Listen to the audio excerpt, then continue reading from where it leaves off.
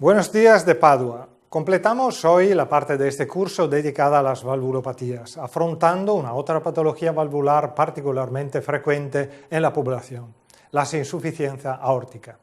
Veremos cuáles son sus causas y las repercusiones sobre la hemodinámica cardíaca. Naturalmente veremos en el detalle cómo realizar una valoración ecocardiográfica correcta y cuáles son los parámetros más importantes que considerar. Por fin, también daremos una mirada a algunas de las otras enfermedades importantes de la aorta valorables con el ecocardiograma. Para hablarnos de este argumento tendremos aquí con nosotros hoy la doctora Verónica Wohlberg del Hospital de Clínica de San Martín de la Universidad de Buenos Aires. Y como de costumbre nos enlazaremos con el Laboratorio de Ecocardiografía de la Universidad de Padua para afrontar con el doctor Luigi Badano los aspectos prácticos de la valoración ecocardiográfica de la insuficiencia aórtica. Os invito a participar activamente, como siempre, en la clase, mandando vuestras preguntas por la ventana de texto. En la segunda parte de la clase abriremos dos espacios para el debate con la doctora Wohlberg para contestar en directo a vuestras preguntas.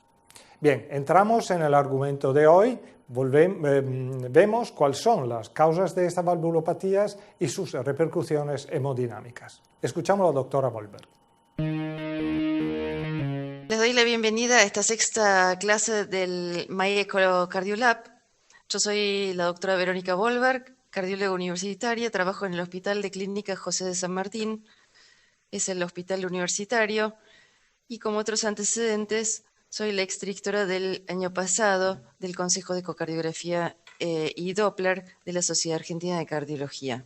El paciente con insuficiencia aórtica puede presentarse de diferentes maneras. Puede ser que sea un hallazgo, que lo encontremos en la semiología, al examen físico, en exámenes complementarios, puede ser radiografía de tórax, electrocardiograma o ecodoppler, que es lo más frecuente, o puede ser que el paciente tenga una larga evolución y generalmente es asintomático, o que concurra por síntomas.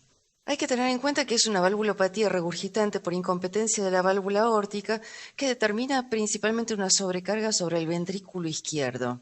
Entonces es muy importante determinar estas tres cosas, estos tres ítems, que es la etiología, la gravedad y la repercusión sobre el ventrículo izquierdo. Las tres son igual de importantes. Tanto los síntomas, la etiología como la gravedad van a determinar diagnóstico, conducta y pronóstico. Cada uno con ciertas importancias, depende del momento evolutivo de la enfermedad valvular. Y la respuesta hemodinámica va a estar determinada por la función del ventrículo izquierdo como por la dilatación del mismo. Tengamos en cuenta que es una sobrecarga de volumen al ventrículo izquierdo. El estudio de primera elección va a ser un estudio de ecocardiografía transtorácica. Esa es la primera modalidad y generalmente nos da prácticamente toda la información que nosotros necesitamos. De ser un estudio con algún tipo de limitación, podemos avanzar hacia otro estudio de mayor complejidad, como puede ser un transesofágico, una resonancia, sobre todo para ver la aorta ascendente, o una tomografía computada. En cuanto a la etiología, es muy importante determinar tres cosas. Si es, voy a volver para atrás un minuto, si es compromiso valvular exclusivamente lo que determina la insuficiencia aórtica, si es compromiso de la pared aórtica, o sea, la aorta ascendente, o si ambos están involucrados. Acá tenemos algunos ejemplos: ruptura o prolapso en el cuadrante superior izquierdo, bicúspide aórtica, endocarditis, dilatación de la aorta o esclerosis. Cada uno va a tener una evolución diferente, un pronóstico diferente, y esto determina el tiempo de evolución. En la Asociación Europea de Ecocardiografía proponen una clasificación de la insuficiencia aórtica parecida a la insuficiencia mitral, donde la tipo 1 va a ser funcional por dilatación de la aorta, de la raíz aórtica, la tipo 2 por prolapso o hipermotilidad de la misma o perforación de las valvas, y la tercera, el tipo 3, por restricción de la movilidad. Luego de evaluar cómo está esa válvula, tenemos que evaluar cómo está la raíz y la aorta ascendente. Hay cuatro lugares donde tenemos que medir los diámetros, que es a nivel del anillo, a nivel de la porción sinusal, a nivel de la porción sinotubular y a nivel de la aorta ascendente, la porción tubular. Vemos en el cuadrante superior izquierdo una imagen donde podemos ver la válvula, pero muchas veces para ver la aorta ascendente tenemos que subir, este es el cuadro lindante, 1 o 2 espacios hacia el supraesternal, donde podemos tener una ventana más óptima de la aorta ascendente. La etiología nos va a determinar todos estos ítems, el tratamiento, la cronicidad, podemos reparar la válvula o no, el requerimiento de cirugía, el impacto mecánico del pronóstico. En el informe debe constar una etiología probable de la causa de la insuficiencia aórtica. Inmediatamente después de evaluar la válvula, necesitamos ver el impacto o la repercusión hemodinámica de esta regurgitación aórtica. Recordemos que es una sobrecarga de volumen y el ventrículo debe adaptarse. ¿Cómo se adapta? Hipertrofia y dilatación. Hipertrofia y dilatación van a ser la clave de la cronicidad de esta valvulopatía. Cuando vamos a las guías, esta es la guía europea de valvulopatías del 2012, que inicia su algoritmo con la evaluación de la raíz aórtica, si está dilatado o no está dilatado. Inmediatamente después va la gravedad, luego si hay o no presencia de síntomas y luego si está dilatado y cómo está la función. Esta es la guía americana de este año. Luego de los síntomas, la evaluación de la función, la evaluación de los diámetros. Y por último, la guía de la Sociedad Interamericana de Cardiología conjunta con la brasileña, que inicia luego de la gravedad los síntomas, función y dimensiones. Esto es lo que va a determinar la conducta en esta valvulopatía. De todos esos ítems, el más importante tal vez no sea tanto la dilatación del ventrículo izquierdo, el diámetro diastólico, el primer ítem, sino el segundo, que es el diámetro sistólico del ventrículo izquierdo. Dado que este nos va a determinar cuál es la conducta a seguir, es muy importante que seamos muy meticulosos con la medición de este. ¿Dónde se mide? En el modo M del ventrículo izquierdo. Dado que nos va a determinar la conducta, y ya dijimos que tenemos que ser muy meticulosos, es muy importante que el modo M estemos bien alineados. Y si no nos podemos alinear perpendicularmente al ventrículo izquierdo, se medirá, como muestran los cuadros a la derecha, en bidimensional. Esta sobrecarga o repercusión sobre el ventrículo izquierdo es lo que determina la cronicidad y no existe una insuficiencia aórtica significativa sin aumento de las dimensiones. Y para concluir esta primera parte, lo que tenemos que ver es que, fíjense, el primer cuadro en el cuadrante superior izquierdo marca uno de los trabajos que marca la sobrevida según los síntomas. El segundo, la sobrevida según las dimensiones del diámetro de fin de sístole adecuado a la superficie corporal. Y el cuadro de abajo, en otro de los trabajos, marca cuál es la sobrevida según la fracción de eyección. O sea que estas tres cosas van a determinar nuestro pronóstico y cuándo tenemos que tomar una conducta activa en estos, que eso es lo que determinan las guías perfectamente.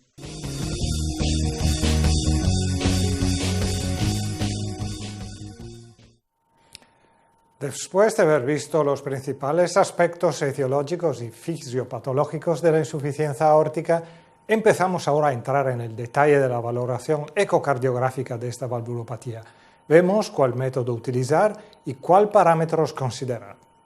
Ya vimos las causas, el impacto mecánico y nuevamente ahora vamos directamente a la gravedad per se de la regurgitación. Podemos tener una idea de la causa y la gravedad viendo la válvula. El jet de regurgitación va a tener impacto depende de la dirección del flujo sobre la válvula mitral si es excéntrico, y podemos ver un temblor en la valva anterior de la mitral, como podemos ver eventualmente, como vemos en el cuadrante inferior derecho un domo invertido por el jet de regurgitación que impacta sobre la misma. Luego realizamos el análisis del Doppler color. Análisis del Doppler color, donde vamos a evaluar el área y la longitud del jet color, su relación con el tracto de salida y el ventrículo izquierdo, y a continuación vamos a ver vena contracta y si obtenemos la zona de flujo de convergencia. Esta primera que vemos el flujo color en relación al tracto de salida y al ventrículo izquierdo, que tenemos los parámetros abajo en el cuadrito, son parámetros cualitativos únicamente. ¿Qué relación tiene el flujo o el ancho del jet con respecto al tracto de salida en el paraesternal, en el eje corto o en el 4 cámaras o 3 cámaras apical? Es muy importante tener en cuenta que el análisis del flujo color solamente es para tener una impresión diagnóstica, no para determinar un diagnóstico, dado que esto está sujeto a muchos errores, sobre todo técnicos o de ganancia, donde podemos sobre o subestimar la gravedad de la misma. A continuación, entonces, vemos cómo es la evaluación del flujo color de regurgitación y podemos ver varios componentes. El flujo de convergencia, hay un cuello corto, angosto, que es la vena contracta, y luego el flujo de regurgitación hacia el ventrículo izquierdo. Acá tenemos otros dos ejemplos de vena contracta. Cuando hablamos estrictamente de esta, es el menor diámetro del flujo, inmediatamente posterior al área de flujo de convergencia, y nos da una idea del orificio regurgitante efectivo. Puede ser útil cuando estamos en presencia de jets excéntricos. La gravedad va a ser cuando tenemos una vena contracta más de 6 milímetros. La zona de convergencia del flujo, estas son las siglas en inglés, el PISA. Nosotros tenemos que ubicar el tracto de salida, alinearnos lo mejor posible, elegir la ventana como para poder tener el menor ángulo de esta con el jet color. Luego de esto hacemos un acercamiento, ese es el punto 3, acercamiento hacia la zona de convergencia, para que esto nos dé una hemisfera perfecta. Tenemos que dirigir la línea de base de la escala hacia la dirección del flujo color, en el caso del cuadro número D, hacia la parte inferior. Si tuviéramos el flujo a la inversa, como lo vamos a ver en las diapositivas posteriores, va a ser hacia la parte superior. Y posteriormente, una vez que tengamos esa esfera, elegimos el loop con el cine adecuado y a partir de acá podemos calcular entonces o medir el radio de esta hemisfera. Otro dato que necesitamos va a ser el flujo continuo por Doppler continuo del jet de regurgitación, que es el cuadrante inferior derecho de los cuadritos. La ventaja de esto está basado en la ley de conservación de masas y se puede usar porque es lo que menos se afecta por las condiciones hemodinámicas u otras valvulopatías concomitantes que haya de esta valvulopatía. A partir de estos datos, entonces nosotros vamos a calcular estos ítems: el volumen regurgitante, la fracción regurgitante, el flujo regurgitante y el orificio regurgitante efectivo. Acá tenemos un ejemplo que es el que proponen en las guías de la Asociación Europea de Ecocardiografía, donde evaluamos la hemisfera. Acá lo tenemos a la inversa, o sea que el flujo regurgitante va a ir hacia nosotros, entonces la línea de base la dirigimos hacia la parte superior. Usamos el flujo, que es 2pi por radio al cuadrado, más se multiplica por el radio obtenido, que se pone al cuadrado. Esto nos da el flujo para obtener el orificio regurgitante efectivo.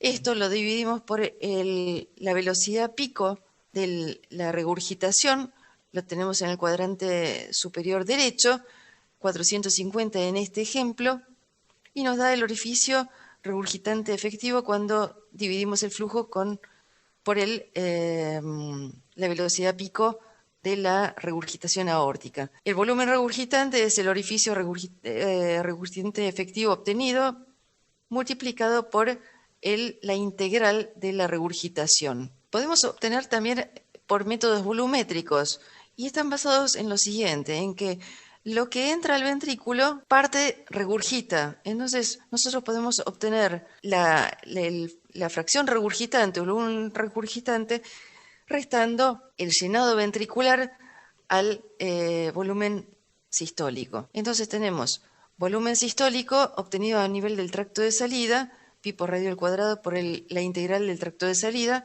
restando el llenado ventricular, anillo ventricular, pi por radio al cuadrado del anillo ventricular, por la integral del flujo mitral. Hay que tener en cuenta que el flujo mitral, dado que estamos registrando volumen sistólico, volumen de llenado, hay que poner la muestra a nivel del anillo y no a nivel de los tips valvulares. Entonces habíamos dicho que el volumen regurgitante se obtenía del orificio regurgitante efectivo multiplicado por la integral de la insuficiencia aórtica. Podemos despejar el orificio regurgitante y usar la división entre el volumen regurgitante y la integral, volumen regurgitante a través de los dos volúmenes, y obtenemos entonces el orificio regurgitante efectivo. Estos son los valores: un volumen regurgitante más de 60, una fracción de regurgitación más de 50 y un orificio regurgitante efectivo más de 0,30 centímetros cuadrados, determina la gravedad de esta valvulopatía. Pasemos entonces al Doppler pulsado, que es uno de los datos que es infaltable, hasta dónde llega el flujo regurgitante a nivel de la aorta. Entonces, el registro del flujo holodiastólico reverso en aorta descendente que se toma a nivel pasando la subclavia, la arteria subclavia, que tiene sobre todo una velocidad telediastólica más de 0,2 metros por segundo, es criterio de gravedad. Lo mismo podemos hacer a nivel de la aorta abdominal. Como recomendación es una alineación en 45 grados y buscamos el flujo holodiastólico. Este dato, que es el más constante de todos los datos registrados, debe ser un dato adicional infaltable en la evaluación de la insuficiencia aórtica. El problema de esto es cuando tenemos algún tipo de inconveniente a nivel de la aorta descendente, como puede ser el conducto arterioso persistente o la coartación aórtica. El Doppler continuo, último dato a recabar, lo que vamos a hacer es el Doppler continuo de la insuficiencia aórtica, y los datos que vamos a recabar, el tiempo de desaceleración y el tiempo de hemipresión. Puede ser desde 5 cámaras o desde 3 cámaras, donde estemos mejor alineados, y vamos a obtener entonces el registro de cómo es la morfología de la onda espectral de la regurgitación aórtica. Cuanto más grave, más presión de fin de diástole, con lo cual va a disminuir la velocidad telediastólica, es el punto rojo, y hay una disminución del tiempo de hemipresión y desaceleración de esta onda espectral. Vemos 3 ejemplos de leve, moderado, grave en la parte inferior de la diapositiva. Acá tenemos el conjunto de los ítems evaluados. Los últimos dos es lo que estuvimos hablando o citando recién. Un tiempo de desaceleración mayor a 4 centímetros por segundo al cuadrado o un tiempo de hemipresión menos de 200 milisegundos determina gravedad. Un dato agregado, dado que es una sobrecarga de volumen, es la función diastólica, donde la función diastólica lo que vamos a principalmente recabar, que si tenemos este patrón como está a la izquierda de la pantalla, un patrón de retraso en la relajación, uno podría inferir que seguramente esa insuficiencia aórtica no es significativa, porque generalmente vamos a tener un patrón que corresponde a un pseudo normal o restrictivo en cuanto a la morfología, por esta sobrecarga de volumen hacia el ventrículo izquierdo. En conclusión de esta segunda parte, es muy importante evaluar el comportamiento hemodinámico y el impacto mecánico que tiene esa sobrecarga de volumen sobre el ventrículo. Determinar la causa, evaluar la gravedad y con esto vamos a evaluar el momento quirúrgico. Es muy importante armar un rompecabezas e integrar todos los parámetros. No nos podemos llevar solamente con un solo parámetro.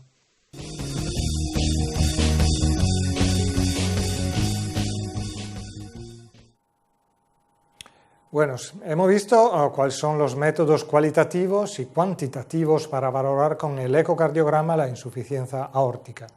Ahora pasamos de la teoría a la práctica y entramos en el laboratorio de ecocardiografía de la Universidad de Padua, donde el doctor Luigi Badano nos ilustrará cómo realizar una valoración ecocardiográfica completa y precisa en un caso de regurgitación aórtica.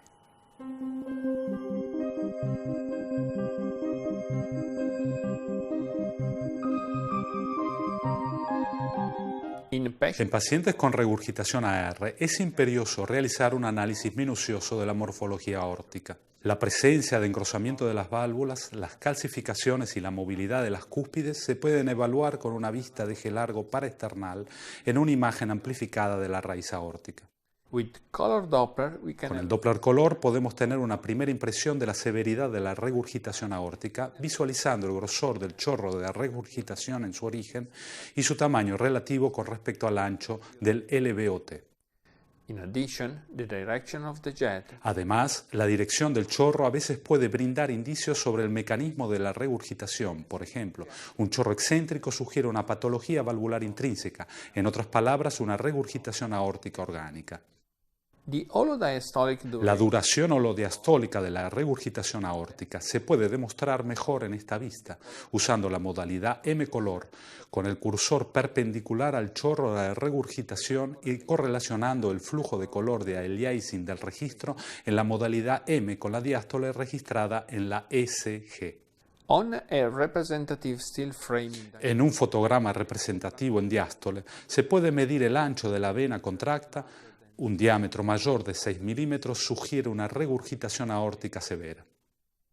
En la vista de eje largo paraesternal siempre se recomienda obtener datos cuantitativos acerca del tamaño del ventrículo izquierdo usando la modalidad M con una cuidadosa alineación perpendicular a las paredes de dicho ventrículo y también de la aorta ascendente, y sobre las lesiones mitrales asociadas, estenosis o insuficiencia, dado que estos parámetros son de crucial importancia para comprender el mecanismo de la regurgitación aórtica y decidir cuándo se debe realizar la intervención quirúrgica. La vista de eje corto paraesternal es la mejor para evaluar la morfología de la válvula aórtica, particularmente la cantidad de cúspides que se deben evaluar en sístole mientras la válvula está abierta. Acá podemos ver la válvula tricúspide con movilidad preservada, pero con cúspides engrosadas, fusión y calcificación de las tres comisuras, y un orificio regurgitante central visible que sugiere una regurgitación aórtica significante debido al compromiso reumático de la válvula. Luego, la vista apical de 5 cavidades se utiliza de rutina para ver y evaluar la severidad de la regurgitación aórtica, debido a que el grosor del chorro también está influenciado por las definiciones de aumento de color. El primer indicio de que la regurgitación aórtica es significante es la visualización del flujo de convergencia proximal con las definiciones de color estándar de 65-70 de límite Nikic. Este signo debería imponer un análisis minucioso utilizando un enfoque cuantitativo de parámetros múltiples. Después de ajustar la posición de la sonda para lograr una alineación paralela del cursor del Doppler de onda continua con el chorro regurgitante, el registro de flujo diastólico permite medir el tiempo medio de caída de la presión en la pendiente de la envoltura diastólica utilizando la señal más brillante. De todos modos, se debe tener en cuenta que la PHT puede subestimar la severidad en el caso de regurgitación aórtica crónica de larga data. Cuando sea posible, se debe calcular el área del orificio regurgitante efectivo y el volumen de regurgitación utilizando el método PISA. El enfoque es similar al método PISA para la regurgitación mitral, con la única excepción de que el límite Nickwitz se debe desplazar hacia la escala de velocidad positiva en la dirección del flujo hacia el ápice. El método PISA se debe aplicar a una imagen amplificada utilizando un cuadro representativo con la convergencia del flujo más grande y bien definida. El radio PISA se debe medir con precaución desde la válvula hasta la parte más proximal del área azul, que representa el primer aliasing. Como alternativa, también se puede usar una vista de 3 cavidades. Para calcular el área del orificio regurgitante y el volumen de regurgitación se debe medir la integral tiempo-velocidad o BTI de la regurgitación aórtica en el registro del Doppler de onda continua. Desde la vista superesternal, el flujo de color en la aorta descendiente se utiliza para guiar la posición de la muestra de Doppler de onda pulsada al centro del área de flujo roja para evaluar la inversión del flujo diastólico. Una inversión significante del flujo holodiastólico con velocidades de fin de diástole superiores a 20 centímetros por segundo sugiere una regurgitación aórtica grave. Un signo más específico de la severidad de la regurgitación aórtica es la presencia de inversión del flujo holodiastólico en la aorta abdominal, con la imagen tomada desde la vista subcostal, durante el estudio con Doppler de onda pulsada, con la inversión del flujo visualizada como velocidades negativas durante toda la diástole. El análisis de los patrones de flujo registrados con Doppler en la aorta descendiente es extremadamente útil cuando los demás parámetros son insuficientes o presentan conflictos. Por último, pero no menos importante, es imperioso realizar un análisis cuantitativo minucioso del tamaño y la función del ventrículo izquierdo en cualquier paciente con regurgitación aórtica para evaluar su impacto hemodinámico y decidir cuándo se debe realizar la intervención quirúrgica.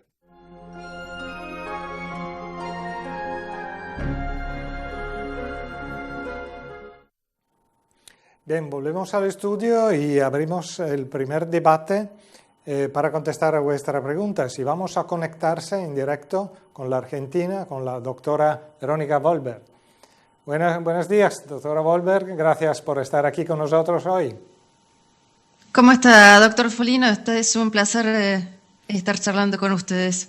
Bien, gracias. Y tenemos muchas preguntas, entonces empezamos enseguida. Y la primera pregunta dice, ¿cuál es el parámetro más fidedigno para valorar la insuficiencia aórtica? El parámetro más fidedigno sería si uno puede cuantificar la insuficiencia aórtica o por método volumétrico o por PISA. A veces no es factible, no se puede uno alinear con el flujo, entonces el método de mayor certeza, como ya lo mencionó el doctor Vanado también, sería el flujo holodiastólico reverso en aorta descendente y aorta abdominal. Y otra pregunta dice, ¿el uso del eco 3D ayuda a medir la vena contracta y el PISA y la insuficiencia aórtica? ¿Qué confiabilidad tiene? Sinceramente, yo creo que el eco 3D puede colaborar, hay que tener mucha experiencia. Habitualmente no es un método que uno requiera en la práctica diaria para la valoración de la insuficiencia aórtica. La valvulopatía aórtica, la regurgitativa, hay que, como dije en la disertación, hay que hacer todo un rompecabezas donde hay que ver la repercusión hemodinámica, el flujo color, cómo está esa válvula, y posterior a eso uno puede dar una conclusión. No sé si el 3D puede colaborar demasiado en esto, pero gente experimentada tal vez pueda agregar datos extra. Tenemos una otra pregunta que dice también si el eco tridimensional puede aportar algo en la cuantificación de la insuficiencia, pero creo que la respuesta es la misma. Es una opinión mía personal. Yo creo que el tridimensional es muy útil cuando uno valora la valvulopatía mitral. No en la valvulopatía aórtica. Me parece que las herramientas que tenemos con los ecos habituales nos dan suficiente información como para decir cómo está esa válvula. Eventualmente uno puede agregar un transesofágico y con eso creo que tenemos información suficiente. Ahora tenemos una pregunta sobre el THP. ¿Usted recomienda el THP para estimar las regurgitaciones aórticas crónicas o solo lo recomienda para la insuficiencia aórtica agudas? Todo el análisis del Doppler continuo son métodos agregados. Entonces uno tiene que ver qué pasa con esa válvula. Digamos, como no tenemos la repercusión hemodinámica con la dilatación del ventrículo, la disfunción del ventrículo, entonces el análisis del Doppler continuo puede ser muy útil, y cuando hay un descenso de la desaceleración o el tiempo de mi presión está muy acortado, uno dice, bueno, obviamente esto es una insuficiencia aórtica aguda grave, pero igual aguda o crónica uno tiene que juntar todo un rompecabezas, ver qué pasa con esa válvula, ver la morfología, ver si la causa es la válvula o la aorta ascendente. No lo usaría como un parámetro único, digamos. Y el parámetro, repito, como tal vez más fidedigno, sería la valoración en la aorta descendente. Bien, tenemos una otra pregunta que dice, ¿se puede medir la vena contracta con el modo M-color y, si es confiable, respecto al bidimensional? Se puede medir, hay que tener mucho cuidado de estar bien alineados y cortar la vena contracta en el punto justo para poder medirlo. Pero sobre todo el modo M lo que nos permite evaluar es cómo es el comportamiento durante la sístole, la diástole y el ancho de la vena contracta. Ahora nos preguntan, ¿cómo cambia la valoración al no alinear el Doppler continuo para medir el jet regurgitante? Cuando uno no se puede alinear,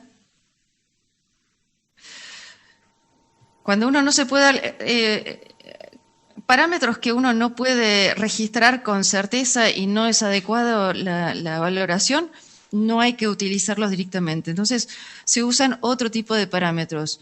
Y cuando uno no logra tener parámetros del Doppler continuo, bueno, hay que descartarlos. Vuelvo a lo mismo. O se hace una valoración cuantitativa si es factible, vena contracta, PISA o por método volumétrico, y no puede faltar el flujo reverso o lo diastólico en aorta descendente o aorta abdominal.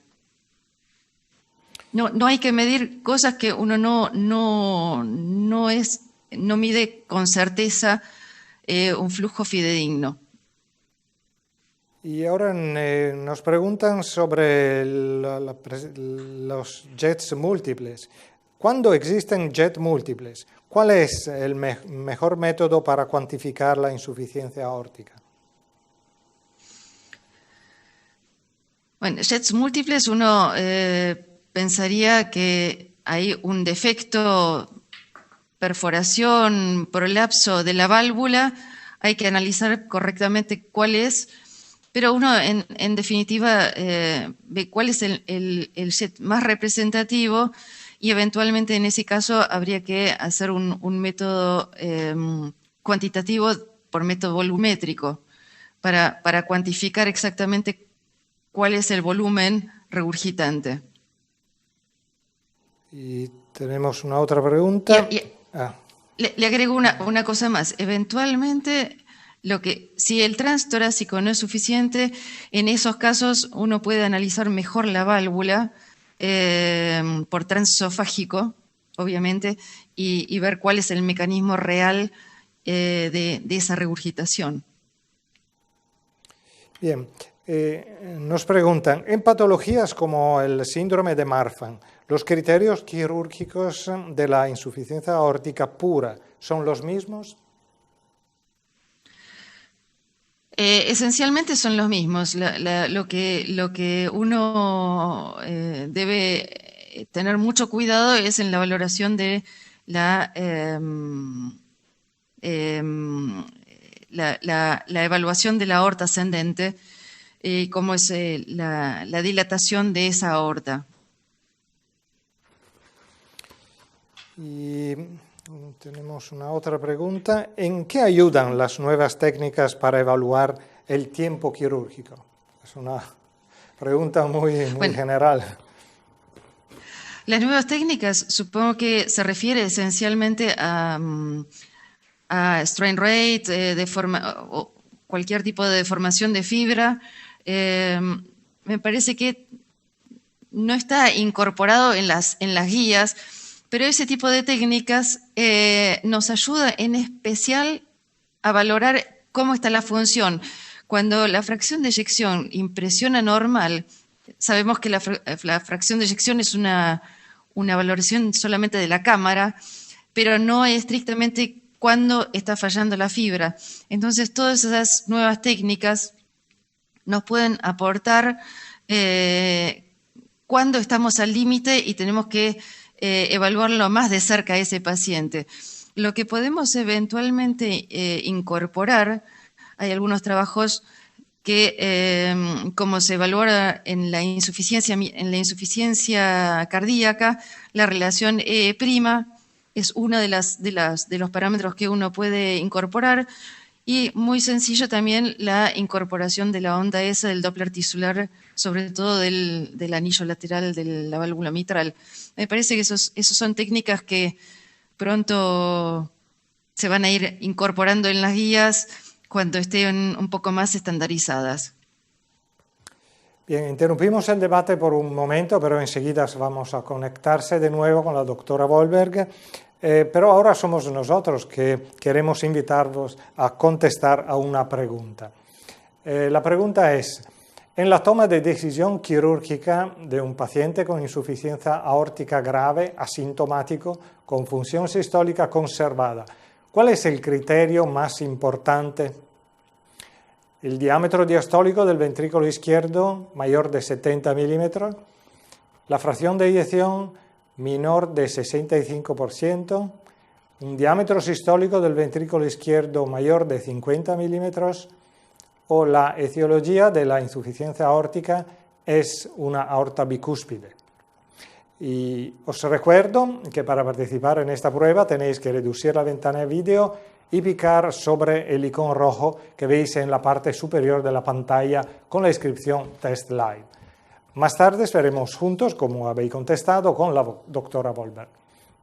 Volvemos, mientras tanto, al tema de hoy y concluimos esta lección afrontando las patologías de la aorta como los aneurismas y las indicaciones a la corrección quirúrgica. Obviamente, no todas las dilataciones de la aorta relacionadas con estas aortopatías son iguales. Puede ser como el dibujo del medio, que sea una dilatación uniforme, como suele suceder en el síndrome de Marfan, o como el tipo C, donde la porción sinotubular está respetada y hay una dilatación de la aorta ascendente. Quiero recordar, para hacer una evaluación adecuada, tenemos que evaluar por lo menos 4 centímetros de la aorta ascendente, y les quiero recordar que luego del plano valvular podemos subir 1 o 2 espacios y ver la aorta ascendente, aunque perdamos la aorta la válvula aórtica de vista, pero podemos medirlo como es el segundo de los cuadros que está en la parte superior de esta diapositiva.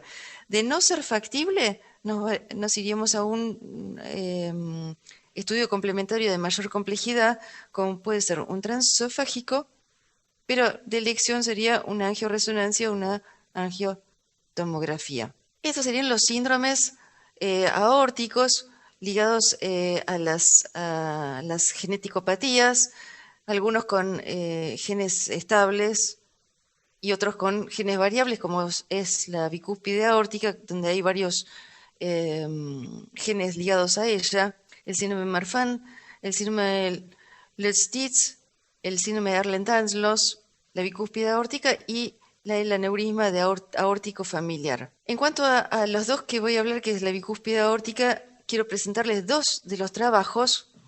Un trabajo, el primero de la izquierda, que es un grupo canadiense, donde siguieron más de 600 casos de bicúspide aórtica durante 9 años, y lo que vieron es que en realidad la sobrevida era muy similar a los pacientes con control. Determinaron factores de riesgo para peor evolución cuando eran más añosos, entre comillas, más de 35 años, o estaban asociados a valvulopatías significativas, regurgitativas o estenóticas. El grupo de la Mayo Clinic, que es el grupo de Michelena, evaluó pacientes con bicúspide aórtica durante 25 años, más de 400 casos, y vieron que la sobrevida expectante era igual que la observada en la población general. Había una incidencia de 20 a 30% de aneurisma de aorta, pero el riesgo de disección era bajísimo. A partir de estos dos trabajos, después se determinó cuál era el punto de corte de estos aneurismas para tomar una conducta. En el caso del Marfan, el punto de corte donde uno ve que el riesgo de muerte o disección en el cuadro de la izquierda, o el riesgo combinado de cirugía, muerte o disección, se incrementa francamente luego de un diámetro mayor a 50. Entonces, cuando nosotros vamos a las guías, en el caso del síndrome de Marfan, el punto de corte está en 50 milímetros de aorta ascendente, excepto que haya antecedentes familiares, entonces el punto de corte se disminuye a menos a 45. En el caso de la bicúspide aórtica, el punto de corte está en 50, en el caso de haber antecedentes de disección familiar, de disección de aorta en familiares, o que uno detecte una progresión del aneurisma de 0,5 centímetros por año. Si no, se equipara al resto de la población, o sea, 55. Y obviamente cuando tenemos, en el caso de la bicúspide, un diámetro de la aorta más de 40, o significativo más de 45, uno diría que hace un seguimiento anual, sobre todo para ver cuál es el grado de progresión de ese aneurisma. En conclusión de la charla, es muy importante integrar todos los parámetros, la clínica, la gravedad, las dimensiones y la función del ventrículo izquierdo.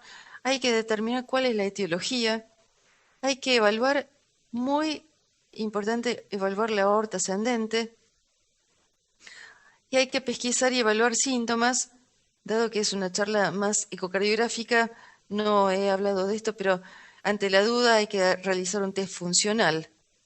Voy a presentarles dos casos muy cortitos para ver dos etiologías diferentes. Este primer caso, que es un varón de 32 años, fue derivado para evaluación de una cirugía o reemplazo valvular de una insuficiencia aórtica grave. Se hallaba asintomático en clase funcional 1, y cuando vemos los diámetros era un diámetro diastólico de 70, un diámetro sistólico de 49, un septum de 13, levemente hipertrófico, y una fracción de acortamiento de 30 con una fracción de eyección de 55. Solamente con los diámetros, uno diría, bueno, para los diámetros uno tendría tiempo. Pero si uno tiene en cuenta, aunque los puntos de corte estén en fracción de eyección de 55%, esta fracción está en el límite, uno trataría de evaluarlo un poco más de cerca. Cuando vemos la válvula tenemos un prolapso de la válvula, esto por una valva redundante por una bicúspide aórtica, como lo vemos en el cuadro inferior, y tenemos una regurgitación significativa.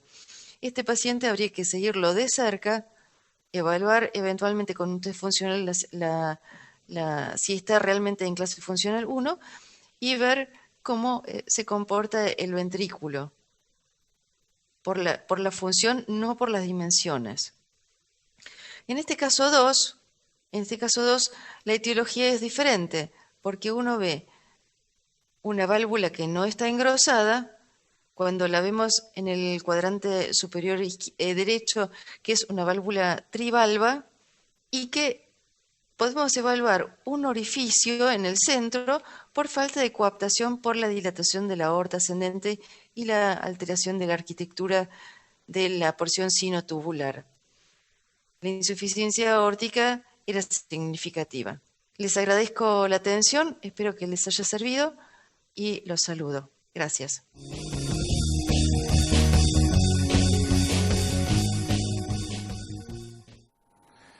Bien, volvemos al estudio y vamos a conectarse de nuevo con la doctora Wohlberg. Doctora Wohlberg, antes que contestar a las preguntas que ya han llegado, vamos a ver los resultados del test live. Estas son las respuestas. La mayoría de las respuestas son por el diámetro sistólico del ventrículo izquierdo mayor de 50 milímetros. Creo que es la respuesta correcta, ¿no? Es correcto, es el dato más fidedigno para determinar que ese paciente está en riesgo y que algo hay que hacer. Bueno. Sobre todo teniendo en cuenta que es una valvulopatía que tiene una evolución, una historia natural generalmente muy larga. Muy bien. Bueno, y podemos ver las preguntas. Tengo una pregunta que dice: ¿qué importancia tiene el uso del backscatter en determinar el tiempo quirúrgico de la regurgitación aórtica asintomática? Son parte de las nuevas técnicas para evaluar también la función del ventrículo izquierdo. Obviamente no están incorporadas, pero el que tenga nuevas técnicas a mano, creo que es una forma de evaluar cuándo el paciente existe la posibilidad de ir planeando un tiempo quirúrgico por falla ventricular. Y hay otra pregunta: ¿cuáles son las posibles causas de la regurgitación aórtica en caso de un jet excéntrico? Generalmente en los jets excéntricos, como lo había mencionado también el doctor Badano, uno tendría que pensar que la etiología es valvular y generalmente o son calcificaciones, endocarditis o bicúspide aórtica. Entonces, focalizarse más en la válvula más que en la aorta ascendente, que generalmente son jets céntricos. Ahora tenemos una pregunta que es muy similar a una que ya hemos visto. ¿Y cómo evaluar la gravedad de la regurgitación aórtica si el chorro es excéntrico?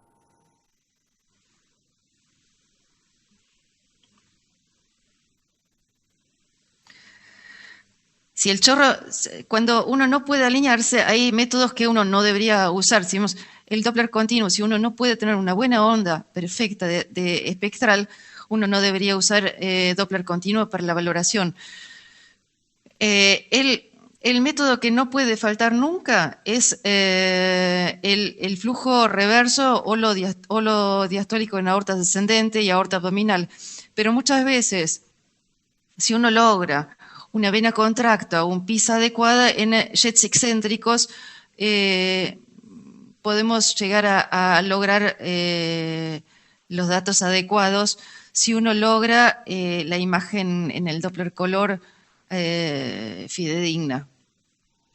Ahora tenemos una pregunta que creo es muy interesante.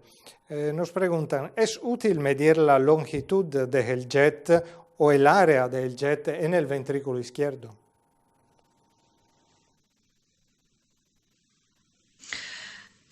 Todo lo que sea valoración del flujo color tiene mucha margen de error y debería ser una valoración subjetiva solamente.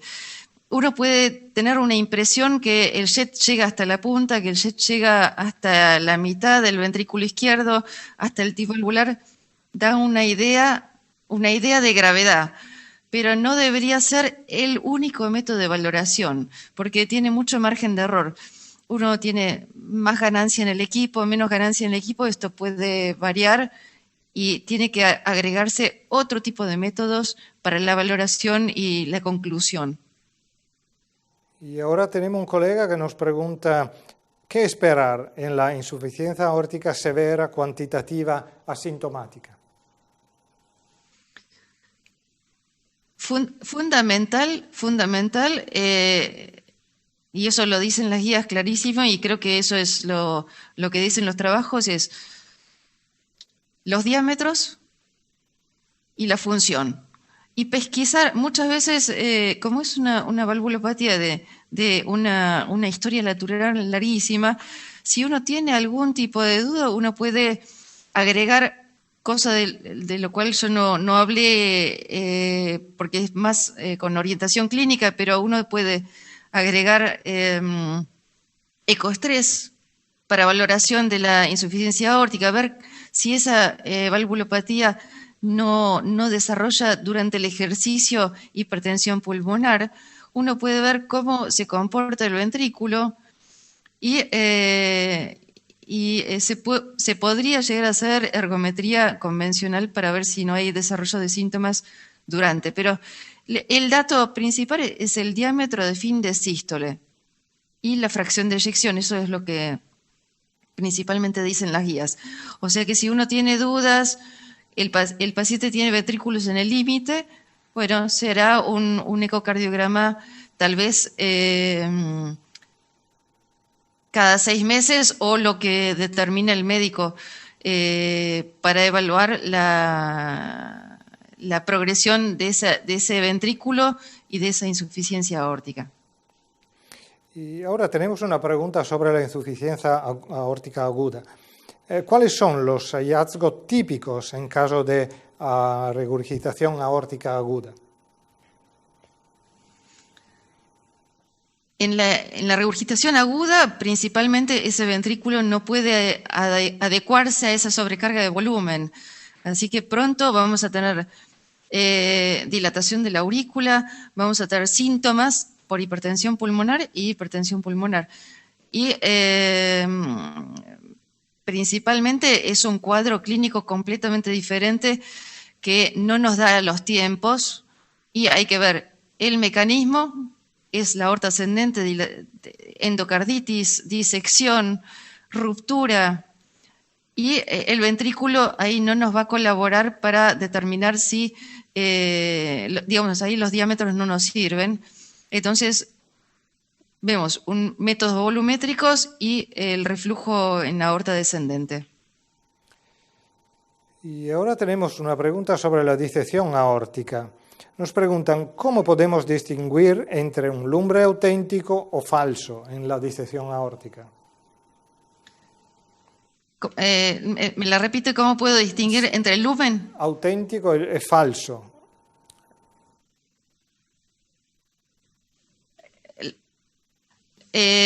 Principalmente, uno en el falso lumen puede tener flujo vaivén, pero no es una onda sistólica. Uno puede ir buscando la puerta de entrada a ese lumen falso y principalmente no va a ser un flujo sistólico vaivén como en la verdadera luz. Bien, creo que